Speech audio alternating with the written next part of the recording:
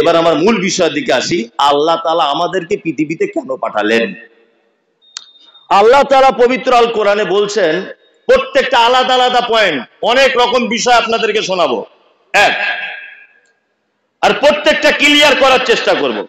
আল্লাহ তাআলা বলছেন যে পৃথিবীতে মানুষকে এই কারণে তৈরি করলাম, অমা খলাকতুল জিন্না ওয়াল ইনসা ইল্লা লিয়াবুদুন। মানুষ আর জিন জাতিকে পৃথিবীতে তৈরি করলাম শুধুমাত্র আমার ইবাদত, আমার বন্দেগী, আমার উপাসনা, আমার গোলামি করার জন্য। আচ্ছা, এবার আপনাদেরকে কয়েকটা জিনিস আমি জানতে চাইছি, আমার দিকে ফিরে একটু চটপট উত্তরটা দেন তো। আচ্ছা, সারা পৃথিবীতে মানুষ বেশি না অন্য প্রাণী বেশি? বলুন তো। অন্য প্রাণী বেশি, তাই না? তার একটা প্রমাণ আছে। আপনার বাড়িতে 5 জন বাস করেন, দেখবেন যদি কোথাও আখের বা খাজুরের গুড় পড়ে যায়, দেখবেন 4000 পিপিলিকা ঘুরছে, তাই না? তার মানে বোঝা যাচ্ছে যে সারা পৃথিবীতে যদি সমীক্ষা চালানো যায় তাহলে মানুষই কম, অন্যান্য প্রাণীগুলো বেশি। এবার আর একটা জিনিস আপনার কাছে জানতে চাইছি, আচ্ছা বলুন তো, মানুষ আর জিন ছাড়া অন্যান্য সব প্রাণীরা আল্লাহর ইবাদত, উপাসনা, বন্দেগী করে কি করে না? করে। প্রমাণ আল্লাহ বলছেন, লিল্লাহি মা ফিস সামাওয়াতি ওয়া মা ইউসাব্বিহু লিল্লাহি মা ফিস সামাওয়াতি ওয়া মা ফিল আরদ। পৃথিবীতে জলে স্থলে পাহাড় পর্বত যেখানে যেভাবে যারা যে স্থানে আছে, আল্লাহ তাআলা বলছেন তারা সবাই আমার তাসবিহ বর্ণনা করে। করে না? মুরগি তার ভাষাতে করে, গরু তার ভাষাতে করে, ছাগল তার পদ্ধতিতে করে, হাঁস তার পদ্ধতিতে করে, মুরগি তার পদ্ধতিতে করে, সবাই করে কি করে না? করে। এবার আপনাদের কাছে আমার আর একটা প্রশ্ন, তাহলে গরু, ছাগল, হাঁস, মুরগি, মাছ, পানির তলায় যত প্রাণী, মানে পদার্থ, জড় পদার্থ, সবাই আল্লাহর প্রশংসা, আল্লাহর ইবাদত করে, করে না? তা ফেরেশতারা করে, সবাই করে। এত ইবাদত করেও আল্লাহ ভালো বুঝলেন না? আমাদের মতো খুনি, ডাকাত, চিটিংবাজ, পরের জমি দখল করে নেওয়া, গুণের জমি ফাঁকি দেওয়া, এই রকম শ্রেণীর লোকগুলোকেও পৃথিবীতে পাঠানোর পরে আল্লাহ বলছে তোমাদের ইবাদত করার জন্য পাঠিয়েছি। কোনোদিন ভেবেছেন এটা? কোনোদিন ভাবেননি, কোনোদিন আপনি ভাবেন।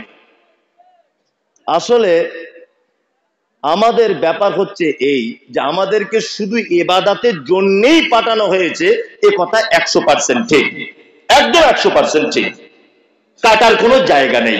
আমাদের এখানে দুটি জিনিস বুঝে নিতে হবে।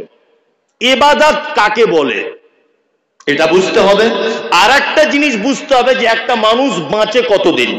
বলুন তো, একটা মানুষ বাঁচে কতদিন? 70 বছর, তাই না? 60 বছর ধরেন, 70 না 60। আচ্ছা, 60 বছর বাঁচে যারা বলছেন, আপনারা একেবারে ভুল বলেছেন। কারণ 60 বছরের ভিতরে 30 বছর ঘুমায়, শুধু ঘুমায়, তাই না? তাহলে নিট বেঁচে থাকলো 30 বছর, তাই তো? এই 30 বছরে আবার জন্ম থেকে 10 বছর পর্যন্ত ন্যাংটো হয়ে বল টল খেলেছে পাড়ায়, ওখানে 10 বছর মাইনাস, তাহলে থাকলো কত? 20 বছর।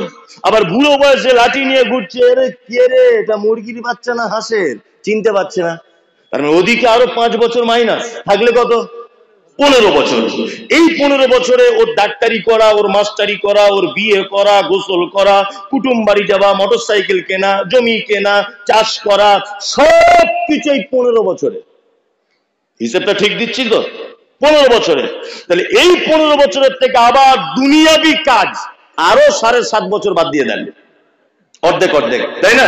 আচ্ছা বলুন তো, তাহলে মানুষ টোটালে পৃথিবীতে থাকলো 7.5 বছর, তাই না? এই 7.5 বছরও নিট একটা মানুষের ফল, তাই তো? তাহলে আল্লাহ যে বলছে তোকে বানিয়েছি ইবাদত করার জন্য, তাহলে আমাদের জীবনের 52 বছর কেটে গেল, ইবাদত হয়েছে? ইবাদত হয়েছে? হয়নি। 7.5 বছর থাকলো, তাই না? তাহলে এই 7.5 বছরে ইবাদত হচ্ছে বলে মনে হয়? হচ্ছে? হচ্ছে না। তাহলে আমাদের উপরে আযাব আসবে না, বাবরি মসজিদ ভাঙবে না, এনআরসি করবে না, তা কার উপরে করবে? কার উপরে হবে? কিছু খারাপ কিছু করেনি তো, সব ঠিক। একদম খারাপ কিছু করেনি। ভালো করে বুঝবেন, সারা পৃথিবীর প্রতিটা দায়িত্বশীল তার অধীনস্থে থাকা মানুষেরা যদি তার কথা মতো না চলে, তাহলে কিন্তু তার চাকরি আর টেকে না। টেকে? আমি তালবাংলুয়া মাদ্রাসার সভাপতি, আর উনি হচ্ছেন হেড মাওলানা। এই যে ভাই সাহেব বসে আছেন, উনি হেড মাওলানা। তা উনি সপ্তাহে 4 দিন ছুটি ওনার, কিন্তু আমি বলছি 4 দিনের বেশি ছুটি করা যাবে না। উনি 12 দিন ছুটি করছে, মানে আমার কথার অবাধ্য হচ্ছে। মাদ্রাসার মেন লোক আমি। আচ্ছা বলুন তো, তাহলে ওর চাকরি আর থাকবে না যাবে? হ্যাঁ যাবে, তাই না? তার মানে বোঝা যায় যে মালিকের কথা মতো না চললে চাকরি টেকানো যায় না। তা আমাদের মালিক কে? জোরে বলুন একবার, আল্লাহ। তাহলে মালিক আমাদেরকে ডিউটি দিয়েছে যে তোমাকে পৃথিবীতে পাঠিয়েছি, তুমি শুধু আমার গোলামি করবে, আমার দায়িত্ব পালন করবে, নামাজ পড়বে, রোজা করবে, হজ করবে, যাকাত করবে, এক কথায় 24 ঘন্টা তুমি আমার ইবাদতের ভিতরে থাকবে। তাহলে আমরা 60 বছরের 52 বছর এমনিতে কাটিয়ে দিলাম, থাকলো 7.5 বছর। বলুন তো মালিকের কাছে সম্মান পাওয়া যাবে না বেইজ্জতি হতে হবে? তো হচ্ছেও তাই, হচ্ছেই তো তাই, হচ্ছি তাই না? তাই আশ্চর্য ব্যাপার, হচ্ছে আমার তাই। ব্যাপারটা মিলে গেল, মিলে গেল। এবার আমাদেরকে বুঝতে হবে যে 52 বছর যে হেলায় খেলায় কেটে গেল, মৌলভী সাহেব তাহলে এতে আর ইবাদতের কোনো সুযোগ নেই? আছে। আপনি ব্যাপারটা বোঝেন না তাই।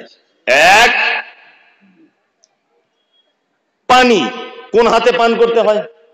ডান হাতে। আচ্ছা, বসে পান করতে হয়, 3 নিঃশ্বাসে পান করতে হয়, দেখে পান করতে হয়, বিসমিল্লাহ বলে পান করতে হয়, ডান হাতে পান করতে হয়, পান করা হয়ে গেলে আলহামদুলিল্লাহ বলতে হয়। আচ্ছা বলুন, আপনি যদি এই 6টা পদ্ধতিতে 1 গ্লাস পানি যদি পান করেন, এই পদ্ধতিটা কার? বলছে আল্লাহ। কার? মুহাম্মদ সাল্লাল্লাহু আলাইহি ওয়াসাল্লামের। 1 গ্লাস পানি যদি মুহাম্মদ সাল্লাল্লাহু আলাইহি ওয়াসাল্লামের পদ্ধতিতে যদি আপনি পান করেন, বলুন তো এটা ইবাদত হবে কি হবে না? হবে। আপনি বলছেন 30 বছর ঘুমিয়েছেন, না, 30 বছর ঘুম আপনার ইবাদত হয়ে যাবে। এক, যখন এশার নামাজ পড়ে ঘুমিয়ে যাবেন, মোবাইল দেখা বাদ, কার্টুন দেখা বাদ, সিরিয়াল বাদ, হাদিস যে তুমি এশার সালাত আদায় করে ঘুমিয়ে যাও। যখন ঘুমাবেন ডান করোটে ঘুমাবেন, আল্লাহুম্মা বিইসমিকা আমুতু ওয়া আহইয়া, এই দোয়াটা বলবেন।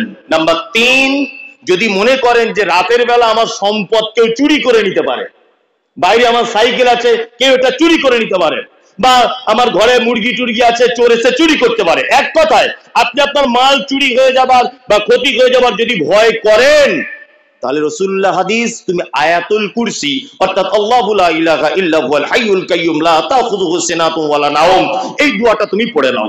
তাহলে তোমার মাল আর কোনো চোর বা কোনো দুষ্কৃতী ক্ষতি করতে পারবে না।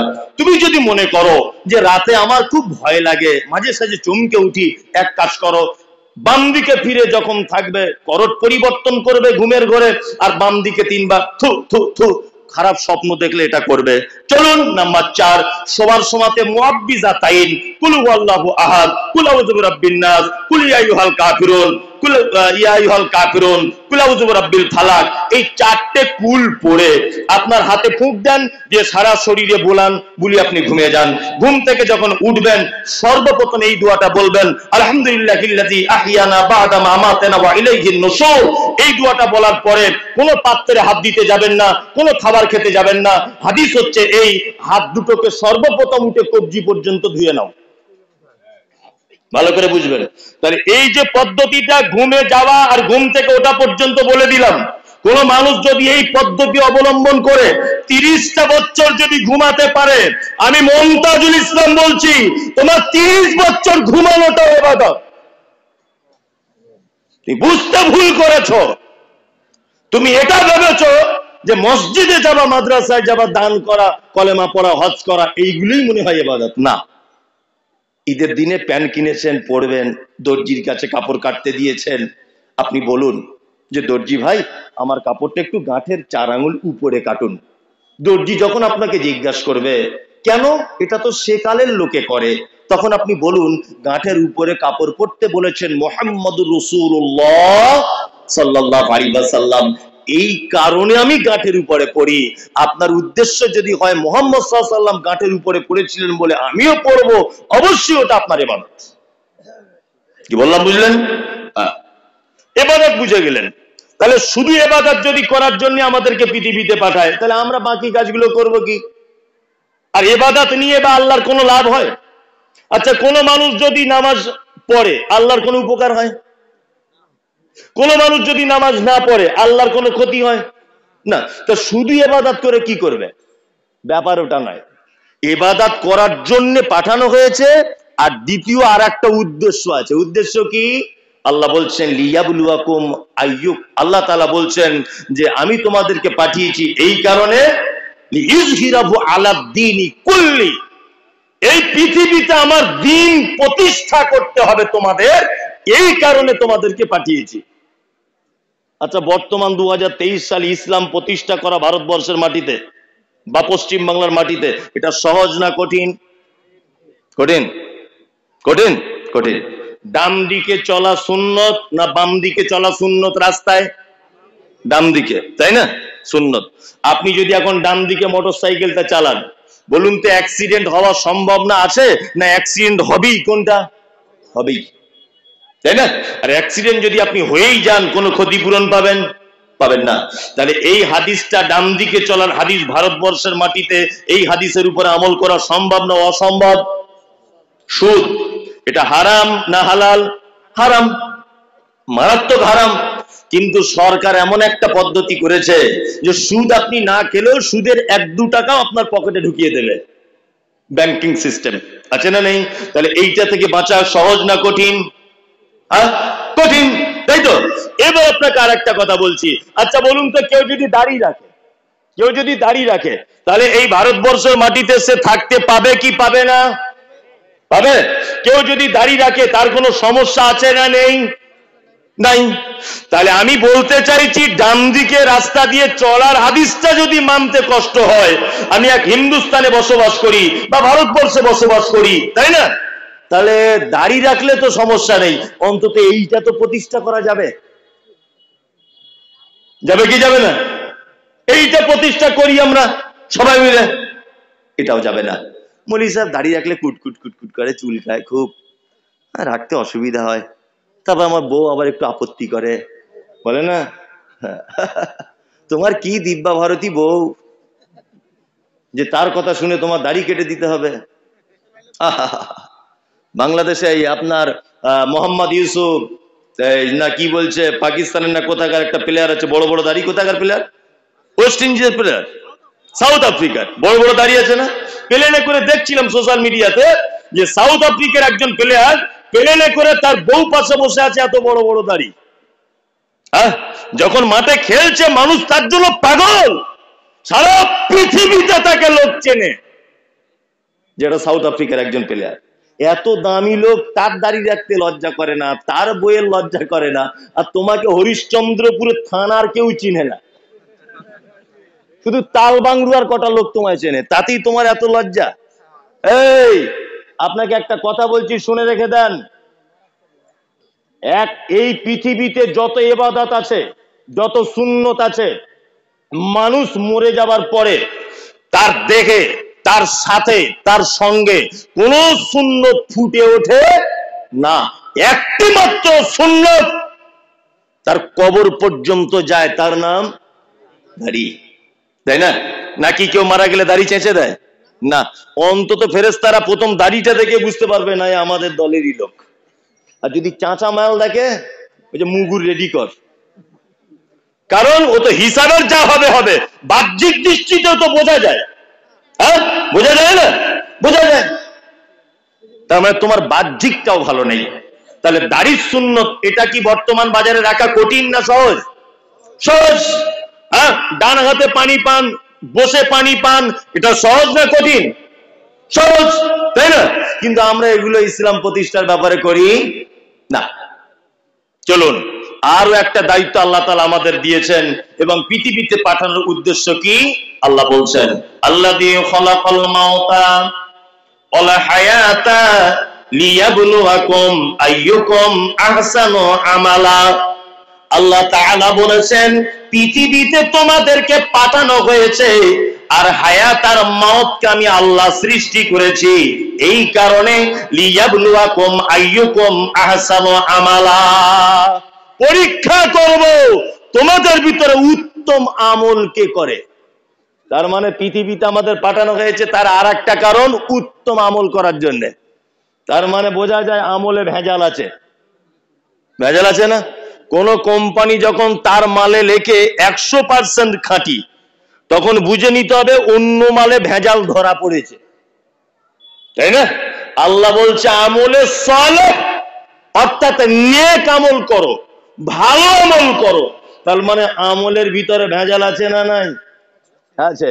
আর আমলের ভেজাল কি বলবো, আমাদের ভিতরেই ভেজাল, ভেজাল নাই?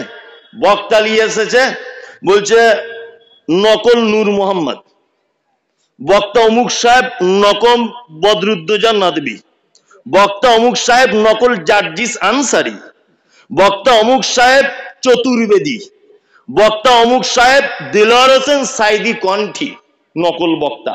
আরে বক্তাই যদি নকল হয় ও ভালো কথা বলবে কি করে? বক্তাই তো নকল।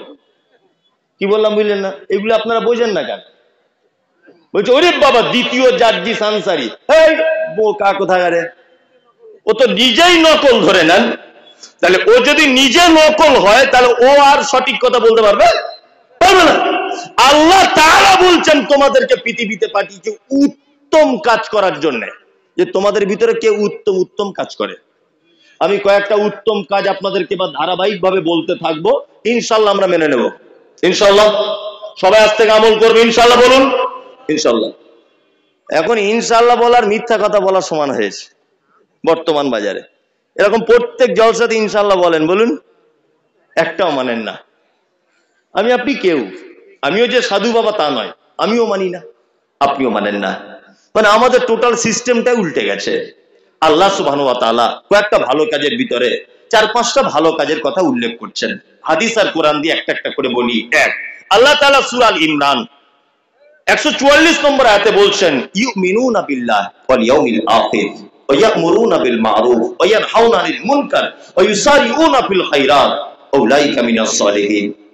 তোমরা পৃথিবীতে সলেহ, নেককার, আল্লাহওয়ালা হতে চাও, তোমরা 4টে কাজ করো, 5টা কাজ। কটা কাজ? 5টা। ইউমিনুনা বিল্লাহ, আল্লাহর প্রতি ঈমান রাখো। বিশ্বাস কার উপরে? আল্লাহর উপরে। ভালো মন্দ যা হবে কার উপরে বিশ্বাস? কোন বাবা কোন ফকির চলবে? একদম নয়, এদের থেকে দূরে থাকবে। পাক্কা চিটার, কি বললাম বুঝলেন? পাক্কা চিটার, এদের থেকে দূরে থাকবেন। কিয়ামতকে ভয় করুন, কিয়ামতের প্রতি বিশ্বাস রাখুন। কিয়ামতের প্রতি বিশ্বাস আছে? আছে তো? আল্লাহু আকবার, আল্লাহু আকবার। কিয়ামত যে কত কঠিন এটা যদি আপনাকে বলা হয় আপনি অবাক হয়ে যাবেন, অবাক। এই দিনটার জন্য একটু ভয় করুন, আল্লাহ ভীতি মনের ভিতরে ঢোকান। কেমন দিনটা হবে? আপনারা দেখেছেন কিছুদিন আগে তুরস্কের মাটিতে একটা ভূমিকম্প হয়েছিল, হয়নি? অজস্র মানুষ মারা গেছে, অজস্র মানুষ। বিজ্ঞানীরা একটা মতামত পেশ করেছে যে মাটি থেকে 8,000 ফুট নিচে মূল ভূমিকম্পটার উৎপত্তি। মাটি থেকে কত হাজার ফুট? 8,000 ফুট। তার ফলে পৃথিবীর জমিনগুলো থরথর থরথর করে কাঁপতে কাঁপতে কাঁপতে কাঁপতে ভেঙে তছনছ হয়ে গেল। কত মানুষ ধ্বংসের স্তূপে পড়ে মারা গেল, না পানি পান করে, না খেতে পেয়ে। কত গৃহপালিত পশু মারা গেল, দেখেছেন সোশ্যাল মিডিয়াতে, তাই না? এটা তো পৃথিবীর ভূমিকম্প। আল্লাহ তাআলার ভূমিকম্প কেমন? আল্লাহ বলছেন কিয়ামতের দিনের ভূমিকম্প বলতে গিয়ে ইজা যুলজিলাতিল আরযু জিলজালাহা ওয়া আখরাজাতিল আরযু আসকালাহা। আল্লাহ তাআলা বলছেন কিয়ামতের দিনের ভূমিকম্প নিশ্চিত কঠিন ভূমিকম্প। সেই ভূমিকম্পটা হবে ওয়া আখরাজাতিল আরযু আসকালাহা, মাটির তলায় থাকা সম্পদগুলোকে উপরে তুলে দেওয়া হবে। ঢালাই মেশিনে দেখেছেন মশলা মাখে, বালি সিমেন্ট একসঙ্গে দেওয়া হয়, উপরের মাল নিচে, নিচের মাল উপরে। আল্লাহ তাআলা বলছেন কিয়ামতের দিনের ভূমিকম্প ওয়া আখরাজাতিল আরযু আসকালাহা, মাটির তলায় থাকা ভারী ভারী সম্পদগুলোকে উপরের দিকে তুলে দেওয়া হবে। এর নাম কিয়ামতের দিন। কিয়ামতের দিন কেমন? আল্লাহ তাআলা বলছেন ইয়া আইয়ুহান নাসু তাকু রাব্বাকুম ইন্না যালযালাতাস সাআতি শাইউন আযীম। মানুষ, তুমি তোমার রবকে ভয় করো, নিশ্চয়ই কিয়ামতের দিবসের ভয়াবহতা বড় কঠিন। কত কঠিন? আল্লাহ তাআলা বলেন, ইয়াউমা তারাউনাহা তাযহালু কুল্লু মুরজিআতিন আম্মা আরজাত ওয়া তাযাউ কুল্লু যাতি হামলিন হামলাহা ওয়া তারান নাসা সুকারা ওয়া মা হুম বিসুকারা ওয়ালাকিন্না আযাবাল্লাহি শাদীদ। কিয়ামতের দিবসের ভূমিকম্প দেখুন আর ভয়াবহতা দেখুন। এই যে লোকটা আমার পাশে বসে আছে, এর নাম সেলিম। আপনাদের এই দিকে আশাপুরে বাড়ি, বন্ধু মানুষ, বড় ভাই সেলিম। একে যদি আমি এখান থেকে একটা ঘুষি মারি এইখান থেকে, আর আমার ঘুষির ওজনটা যদি 50 ডিগ্রি পর্যন্ত যদি সীমাবদ্ধ হয়, তাহলে এ বেঁচে যাবে। এ কি হবে? বেঁচে যাবে। কি বললাম বুঝলেন? আর আমি যদি এই ঘুষিটা একটা মেয়ে ছেলের বুকে যদি মারি বা তার পিঠে যদি মারি, আর ঘুষির ওজন যদি 56 ডিগ্রি পর্যন্ত পৌঁছে যায়, তবুও কিন্তু ওই মেয়েটা বেঁচে যাবে, মরবে না। পুরুষ 50 ডিগ্রি পর্যন্ত ক্ষমতা সহ্য করতে পারে, পুরুষের থেকে মহিলা 6 ডিগ্রি বেশি ক্ষমতাবান, বেশি সহ্যশীল নারী, তাই না? আল্লাহ নবী সাল্লাল্লাহু আলাইহি ওয়াসাল্লামের আল্লাহ তাআলা বলছেন কিয়ামতের দিনে নারী। বৈজ্ঞানিক একটা তথ্য একটা মাঝখানে দিয়ে দিই, একটা কথা, পুরুষ মানুষ 50 ডিগ্রি ক্ষমতা সহ্য করতে পারে। বৈজ্ঞানিক পদ্ধতি হচ্ছে এই, বা তত্ত্ব হচ্ছে এই, যে মেয়েদের বাচ্চা হওয়ার যে কষ্টটা, এটা 56 ডিগ্রি। এই 56 ডিগ্রি কষ্ট যদি কোনো পুরুষ মানুষের হতো, অর্থাৎ বাচ্চা যদি পুরুষের হতো, বা এই সমপরিমাণ কষ্ট যদি পুরুষের হতো, তাহলে পুরুষ 3 থেকে 5 মিনিটের ভিতরে মারা যেত, বাঁচত না। মেয়েদের বাচ্চা হওয়ার যে কষ্টটা, এটা যদি কোনো পুরুষের উপরে চলে আসে, পুরুষ বাঁচবে না, কিন্তু মহিলা টিকে যাবে। আল্লাহ তাআলার ভাষা শুনুন, কিয়ামতের দিনের ভাষা। ইয়াউমা তারাউনাহা তাযহালু কুল্লু মুরজিআতিন আম্মা আরজাত ওয়া তাযাউ কুল্লু যাতি হামলিন হামলাহা ওয়া তারান নাসা সুকারা ওয়া মা হুম বিসুকারা ওয়ালাকিন্না আযাবাল্লাহি শাদীদ। গর্ভবতী মা, তার তলার দিক দিয়ে বাচ্চা পড়ে যাবে, এত কষ্ট বাচ্চা হওয়া, মা বুঝতে পারবে না যে বাচ্চাটা আমার কোথায় গেল। এর নাম কিয়ামতের মাঠ। পৃথিবীতে সব থেকে বেশি ভালোবাসে মা তার সন্তানকে। মানুষ হোক, কুকুর, শ্রীগাল, বিড়াল, যাই হোক, মা মানেই ভালোবাসা। কিন্তু আল্লাহ তাআলা বলছেন, দুগ্ধ দানকারিণী মা সেদিন তার বাচ্চাকে দুধ পান করাতে ভুলে যাবে কিয়ামতের মাঠে। 3, মানুষগুলিকে দেখতে পাওয়া যাবে তারা সব মাতাল, মদ পান করেছে। আল্লাহ তাআলা বলছেন, ওমা হুম বিসুকারা, একজনও মদ পান করেনি, ওয়ালাকিন্না আযাবাল্লাহি শাদীদ, শুধু আমার আযাবের ভয়ে তারা মাতালের মতো করে ঘুরছে। এর নাম কিয়ামতের মাঠ। এই মাঠটা একবার ভয় রাখবো ইনশাআল্লাহ, মনের ভিতরে ভয় রাখবো আমরা। এটা আহলে হাদিস গেরাম নাকি? আহলে হাদিস গেরাম। এখানে পীরের ব্যাপারে বলার দরকার নেই, এখানে কে কোন দল এটা বলার দরকার নেই, এখানে ফকিরদের ব্যাপারে বলার দরকার নেই, ঠাকুরের ব্যাপারে বলার দরকার নেই। তবে আহলে হাদিস গেরাম পীরটির এসব না বললেও চলবে, কিন্তু এখনো জমি ফাঁকি দেওয়া চিজ আছে, ওজনে কম দেওয়া আজও পর্যন্ত আছে, আছে না? হ্যাঁ, অন্যকে কি করে ঠকাতে হয় এটা জ্ঞান আছে, এটা তো অন্তত আমরা ভুলিনি তো।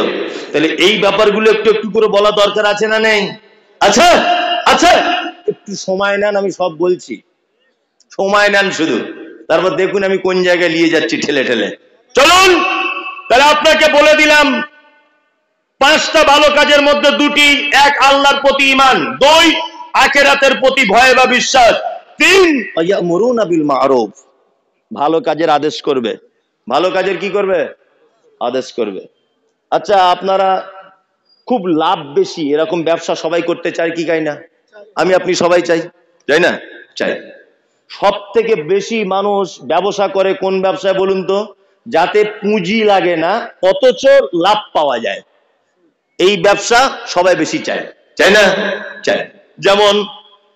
যেমন ধরে নেন, একটা কথা আপনাকে বলি, যে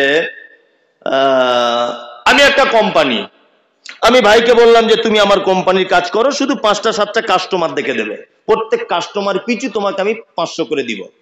এটা বিনা পুঁজির ব্যবসা। এরকম অনেক ব্যবসা আছে না নেই? হ্যাঁ, দেখবেন যারা কলের কাজ করে, যখন আপনি বাড়িতে কল বসাবেন তখন ও বলে অমুক দোকান থেকে মালটা নিবে, তার মানে ও ভিতরে মাল পাবে। এরকম সিস্টেম আছে না নেই? রাজমিস্ত্রি বলবে অমুক বিলটাতে মালটা তুলবে, বলে না, তার মানে ওখান থেকে ও পার বস্তাতে 2-1 টাকা পায়, তাই না? তার মানে এই ফ্রি ব্যবসা আমরা সবাই করতে রাজি আছি, আছি না নেই? আছি। আল্লাহ তাআলা বলছেন ইয়ামুরুনা বিল মারুফ, তোমরা ভালো কাজের আদেশ করো। আমরা ব্যবসা করব আজকে কার সাথে? আল্লাহর সাথে, তাই না? এই দেখুন, আপনি যদি একটা নামাজিকে যদি 5 বার বলে বলে বলে বলে যদি তাকে মসজিদে আনতে পারেন, আর যদি নামাজটা যদি তাকে ধরিয়ে দিতে পারেন, সেই লোকটা নামাজ পড়বে ধরে নেন 20 বছর, 20 বছর ও নামাজ পড়ে যত নেকি পাবে, যে নামাজটা বলে বলে বলে বলে ওকে ধরিয়েছে ও তত নেকি পাবে কি পাবে না? পাবে, পাবে।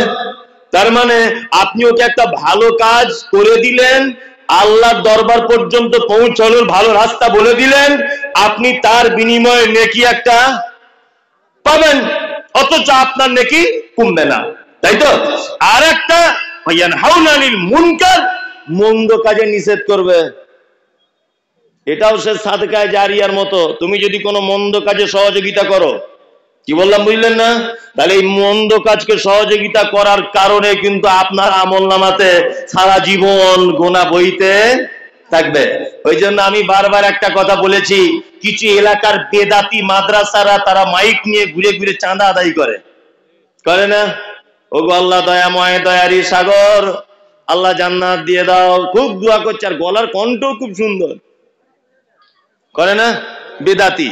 হ্যাঁ, এরা কেমন বেদাতি না, ওই মাদ্রাসা থেকে মৌলভী সাহেব পাস করেই বলবে 40-এর দিন গরু জবাই করে দাও, এটা সহিহ হাদিসে আছে।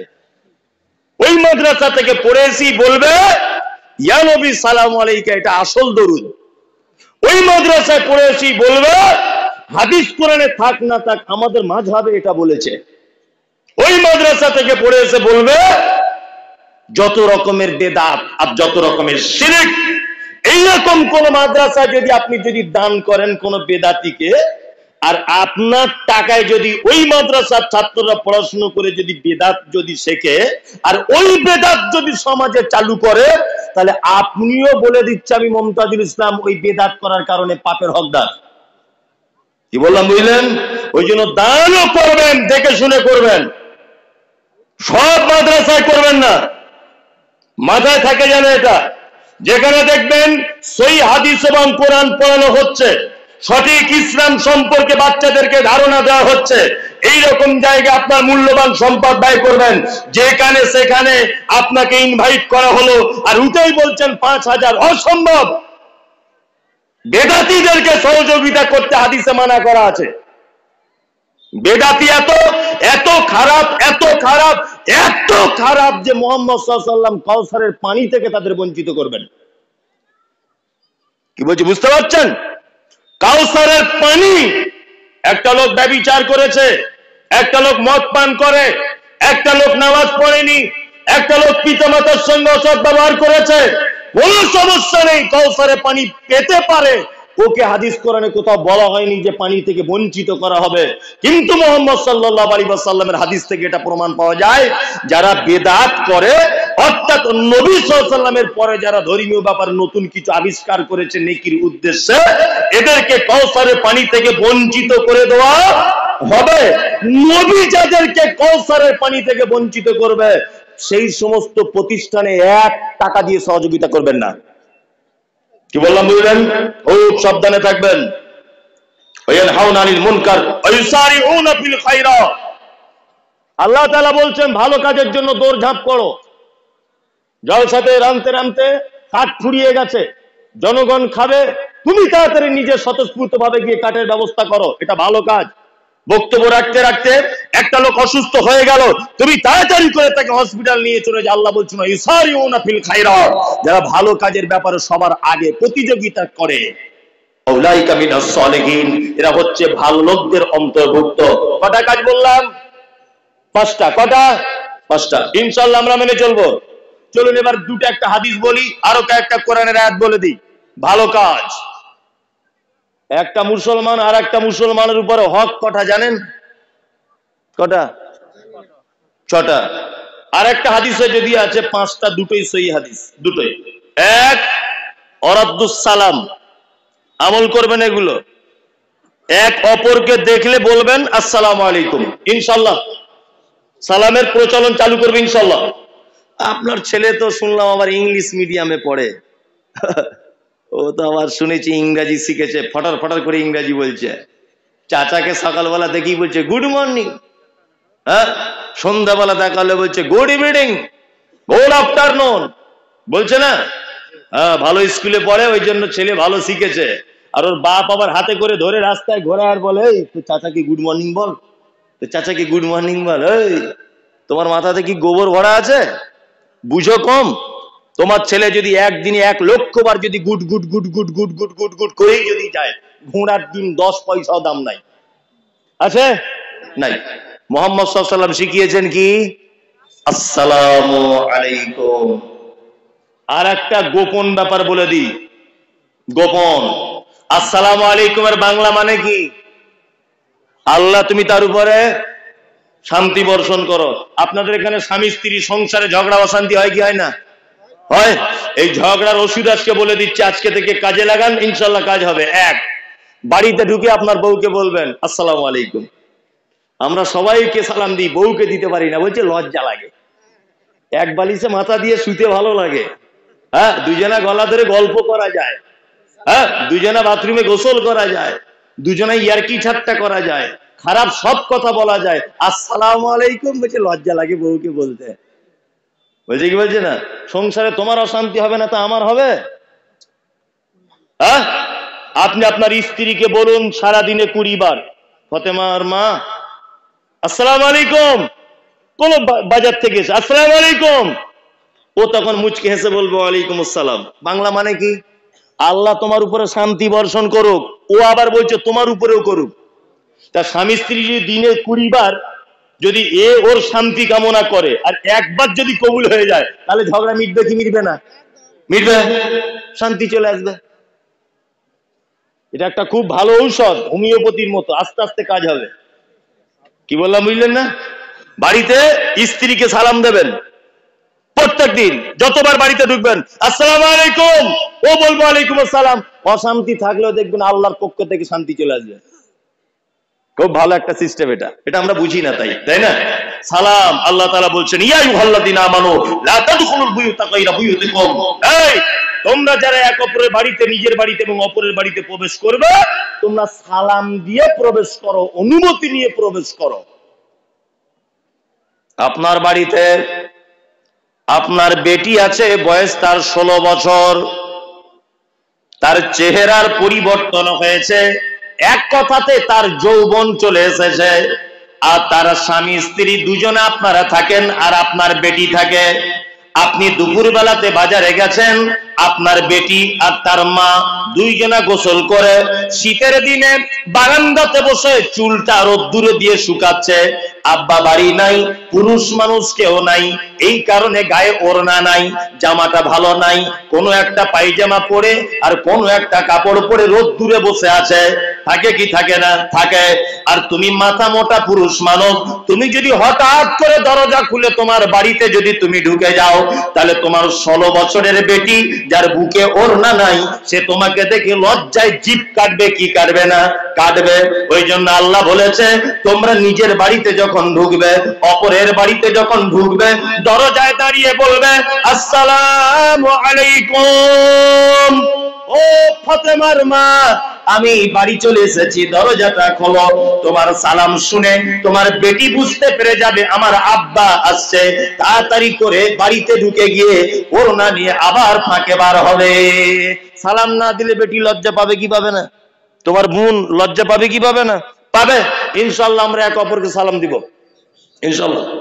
ইনশাআল্লাহ। আব্দুস সালাম ওয়ায়াদাতুল মারিজ, অসুস্থ মানুষকে দেখতে যেতে হবে। এটা একটা ফ্রি আমল, ফ্রি, একেবারেই ফ্রি। এতক্ষণ তো মৌলভী সাহেবরা রাহিমি দোয়া করছিল, আপনাকে জান্নাতে ঢোকাচ্ছিল না? জান্নাতে ঢুকিয়ে দিচ্ছিল, 20,000 দিয়েছে, এমন দোয়া করছে মনে হচ্ছে জান্নাতের জায়গা নাই, মানে ওকে ঠেলে ঢুকিয়ে দিচ্ছে আর কি। হ্যাঁ, খুব সব দোয়া দিয়েছে। তার মানে যারা টাকা দেয়নি তাদের জন্য দোয়া হয়েছে? নাম করে হয়নি। তার মানে এখানে দোয়া নিতে গেলে কিছু মাল করি লাগবে, বোঝানোর জন্য বলছি। এইখান থেকে নেকি নিতে গেলে কিছু টাকা পয়সা লাগবে, আর আপনার 1 টাকা খরচা হবে না, আপনাকে কয়েকটা নেকি বলে দিচ্ছি।